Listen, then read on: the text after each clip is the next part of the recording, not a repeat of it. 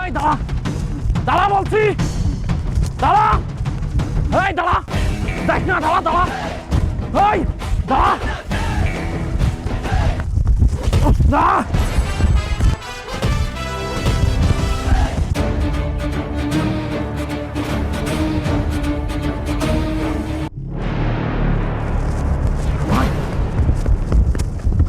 কোন দিক গেল? এই দিক মনে হয়, চল।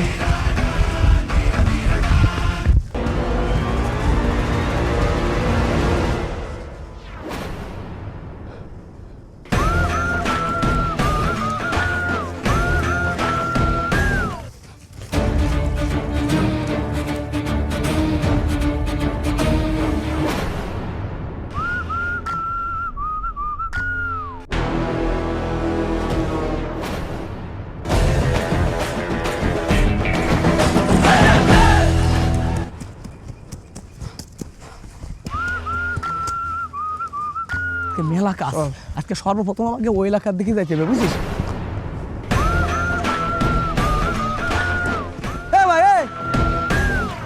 ভাই, আপনি কে? আপনার তো কোনোদিন এলাকায় দেয়নি। আরে সামনে ওটা কি কবরের মতো? কবর? এটা কবর। কবর? কার কবর? এটা লালসান বাবার কবর। কিন্তু ভাই, এই এলাকায় তো আগে কোনোদিন কবর ছিল না এই জায়গায়। এই কবর প্রায় 400 বছর আগের। এটা আসলে আমাগো গ্রামের, সেইখান থেকে এইখানে আসছে।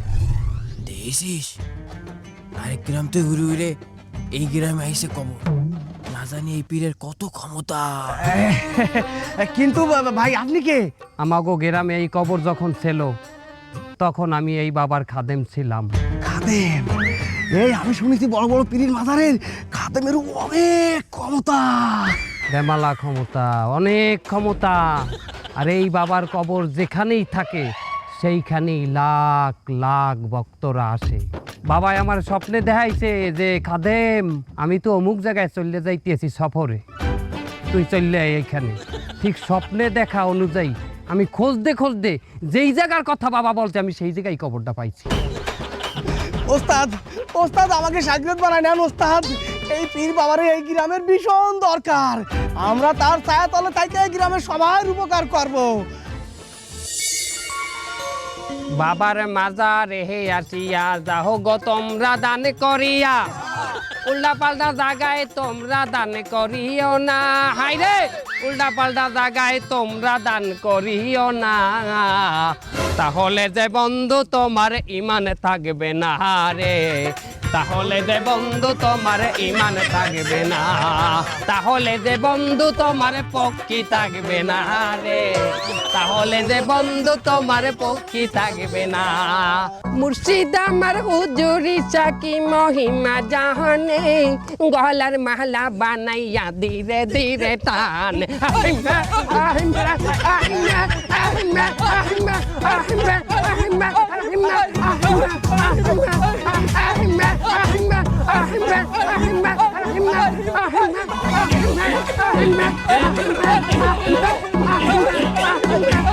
আহিম হে, আহিম হে, আহিম হে, আহিম হে, আহিম হে, আহিম হে, আহিম হে, আহিম হে, আহিম হে,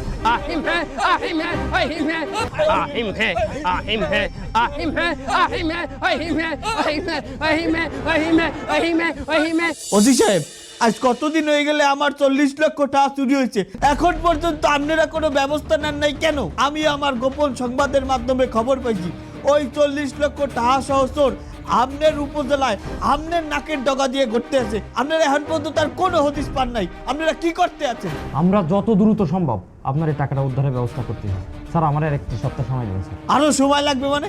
এতদিন আপনারা কি করছেন? আমার এই থানায় তো আরো কাজ আছে স্যার, আরো অনেকের কাজ করতে হয়। তারপরেও স্যার আমি সর্বোচ্চ গুরুত্ব দিয়ে আপনার এটার ব্যবস্থা করতেছি স্যার। মানি আপনি কি আর 10টা সাধারণ মানুষের লাগে আমার তুলনা করতে আছেন? আমি আর সাধারণ মানুষ কি এক? আমি কি একটা ভিআইপি সার্ভিস পাই না? স্যার পুলিশের কাছে সবাই সমান স্যার, তারপরেও আপনি যেহেতু বারবার থানায় আসতেছেন স্যার, আমি সর্বোচ্চ গুরুত্ব দিয়ে আপনার বিষয়টি দেখতেছি স্যার। লাগলে 2-4 লাখ নেন, আপনি তারপরেও আমার কাজটা তাড়াতাড়ি করেন।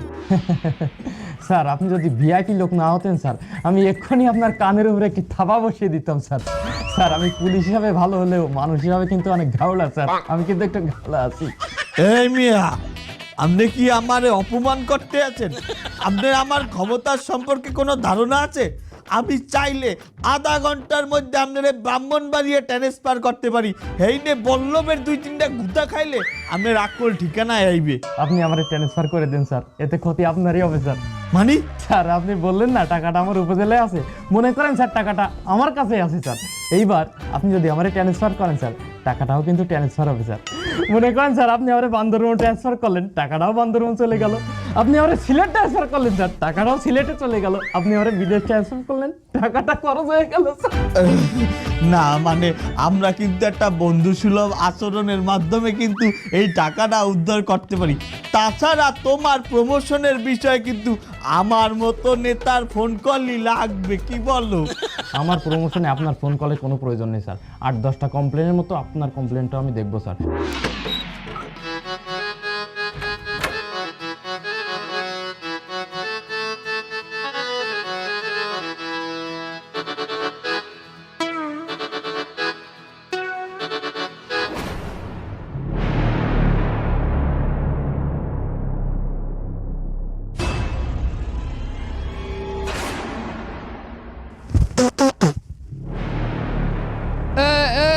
আপনি কেটা? আমার চিনতে পারো নাই? তুই যে পীরের মুরিদ, আমি এই পীরের বংশধর। ফাঁক কথা। আমাকে পীরের যদি বংশধর থাকতে তাহলে আমি তো আর খাদেম থাকতাম। আমি কি এই মুর্দা পীরের খাদেম থাই হেলে? আপনি কেটা সত্যি কথা কয়েন? আমি যদি সত্য কথা বলি তাহলে যে বন্ধু তোমার মাজার থাকবে না রে, তাহলে যে বন্ধু তোমার ব্যবসা থাকবে না। এই বুঝতে পারছি। তুমি আমাকে গ্রামের চেয়ারম্যান না, পলাতক চেয়ারম্যান না? হ্যাঁ তুমি আনে কি চাও? আমি চাই রাজনৈতিক আশ্রয়। এই মাজারে আমি পীরের বংশধর হইয়া পলাই থাকমু, তুই আমার রাজনৈতিক শেল্টার দিবি। কে তোমার এনে থাকতে দে মুখা? মাজার একটা পবিত্র জায়গা, এনে তোমার থাকতে দেওয়া যাবে না। বাবা বেজার হয়ে যাবে। মনে হইয়া দেখ, আমাগো গ্রামে থাকতে তুই যত চিন্তাই করছো, চুরি করছো, চামারি করছো, সবগুলার কিন্তু বিচার আমি করছি, সালিশ আমি করছি। গ্রামবাসী আর মাজার ভক্তর সামনে তোর পোল খুলিয়ে দিলে তাহলে যে বন্ধু তোমার মাজারে থাকবে না রে, তাহলে যে বন্ধু তুমি খাদেম থাকবা না রে, তাহলে যে বন্ধু তোমার মাজারে থাকবে না। ঠিক আছে ঠিক আছে, তুমি এন থাকো, এন থাকবা, 3 বেলা খাবা, গরবা ফেরবা, ইন্দাজ করলো সমস্যা নাই। হুদা হেই না, আমি অর্ধেক চাই। তুমি কি আর মাজারের অর্ধেক চাও? তোমার মাজারে ভাগ করিয়া অর্ধেক তোমার, তুমি অর্ধেক আমি নিমু। ওরে বেটা না, মাজারে যা টাকা উঠবে এর অর্ধেক তোর, অর্ধেক আমার। আরে বাবা আমার এখানে ইনকাম নাই, আমার নিজের গাইড দিয়ে টাকা পয়সা যায় উল্টা। ইনকাম ভালো হইবে না না হইবে হে ব্যবস্থা আমি করব। কেমনে? মাজারে তুই আর আমি মিলিয়া মাদকের ব্যবসা শুরু করবো। পীরের ভক্ত গোদারে সিদ্ধি, গাঁজা, হিরোইন, ফেন্সিডিল, আরো কত কি বেচবো, আরো কত কি।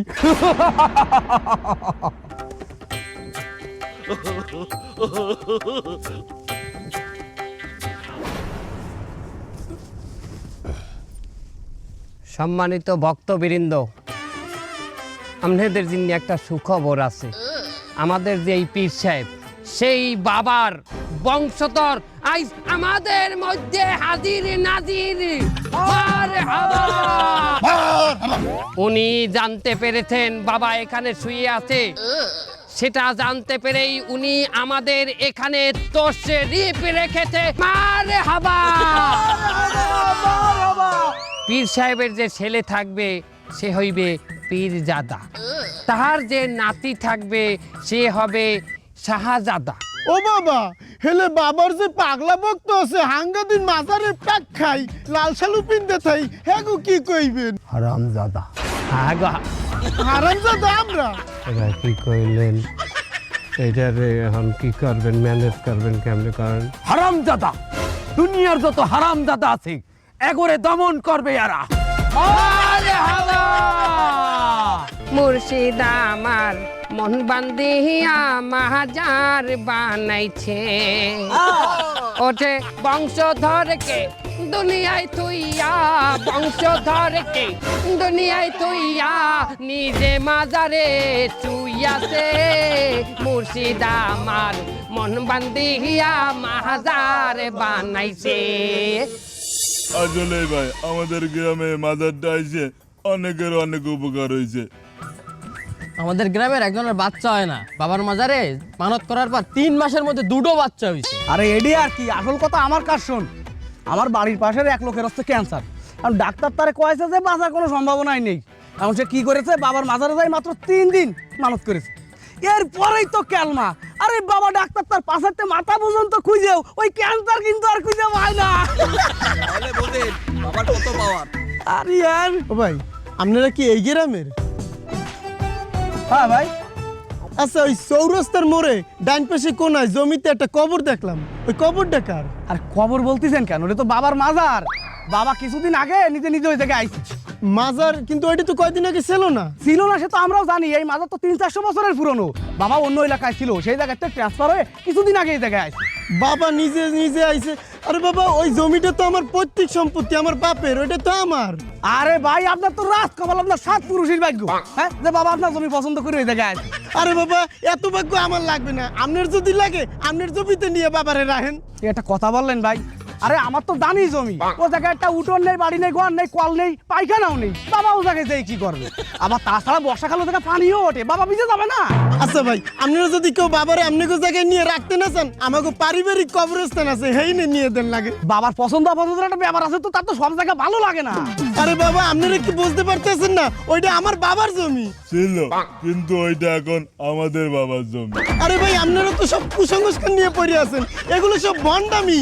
এগুলো যতদিন থাকবে আপনাকে কোনো উন্নতি হবে না ভাই। এগুলো সরান, কবরটা সরানোর ব্যবস্থা করেন। বিশ্বাস করেন কেন এই সমস্ত? আমাকে বাবা নিয়ে বাঁধে কথা কর, তোর কাটি ভেঙে দিস না কেন?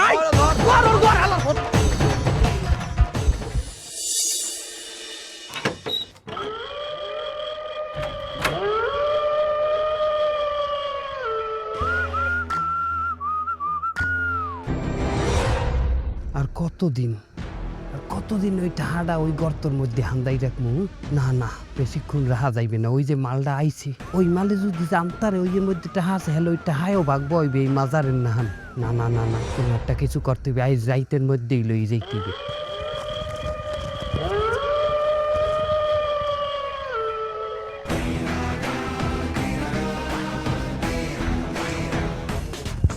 ওস্তাদ, ওস্তাদ ছাগল দিয়ে কি করেন? ওই ইন্দুর ইন্দুর ইন্দুর মানে? তোকে কেনা কইছে বাবার এনে খাদেমগিরি করতে? হ্যাঁ, এই ঠিকভাবে পাহারা দিবি না, বাবার মাজারের মধ্যে ইন্দুর হান দে। ওস্তাদ আপনি জানলেন কি করে যে বাবার মাজারের ভিতর ইন্দুর ঢুকেছে?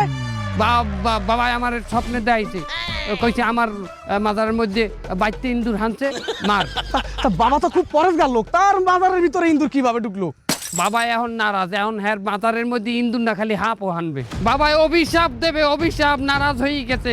কারণ এই এলাকায় বলে একজনের দাবি হচ্ছে বাবার যেখানে মাজার এইখানে এই জমি বলে হের। ওস্তাদ ওই লোকের সাথে আমাকেও দেওয়া আছে। ওই দিনেই অভিশাপে ধ্বংস হয়ে যাইবে সব। আর তোমরা ছেড়ো, তোমরা দেখবা না আমার এই রাত 4টার সময় আইয়েই আমার ইন্দুর মারা লাগে আমার। হ্যাঁ, তোমাকে আমি কিসের জন্য আমার অ্যাসিস্ট্যান্ট হিসেবে নিছি? এই নে পাহারা দাও। আসছি ওস্তাদ। ডাক্কে দাও। তাহলে আপনি বলতে চাচ্ছেন এলাকাবাসী যে জায়গায় মাজারটি করেছে এটা আপনার পৈতৃক সম্পত্তি? হয় স্যার, ওইটা আমার পৈতৃক সম্পত্তি, কিন্তু ওইখানে মাজার হওয়ার পর হইতে গ্রামবাসী সবাই মিলে ওই জায়গাটা দখল করে রাখছে, আমারে ভোগ করতে দিতে আসে না। এবে আপনিও কেমন দ্বারা কথা কইলেন? আপনি ওই জায়গা ভোগ করতে চান বা কিসের জন্য? ওই জায়গা কি আপনাদের কোনো খ্যাতি করতে আছে? মজনু, তোমার তো দেখতেছি মাজার সম্পর্কে অনেক ইনফরমেশন আছে। স্যার, আপনি যেভাবে আমার জমি দিয়ে ওই কবরটা সরানোর ব্যবস্থা করেন, আমি আমার জমি ফিরে চাই। আপনার তো ইমানই নাই, আপনার কত বড় সাহস আবারও যদি কবর সরানোর কথা বলতে আছেন? গ্রামবাসী বাবারে কতটা ভালোবাসে এটা কি আপনি জানেন? গ্রামবাসী জানলে তো আপনার এখনই পিঠে মারিয়ে দেবে। মজনু, থামো, চুপ করো। আপনার বিষয়টি তো আমি শুনলাম, আপনি একটা লিখিত অভিযোগ করেন, আমি বিষয়টি ইনভেস্টিগেশন করব ইনশাআল্লাহ। জি স্যার। তুমি সবসময় এত কথা বলো কেন?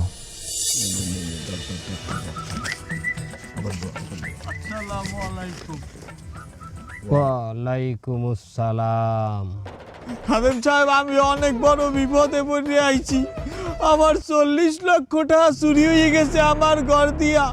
অনেক থানা পুলিশ কইরেও আমি এখন পর্যন্ত টাহার কোনো হদিস পাই নাই বাবা।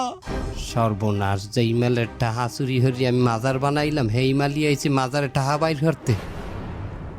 ভাগ্য ভালো হয় আমার চেনে নাই।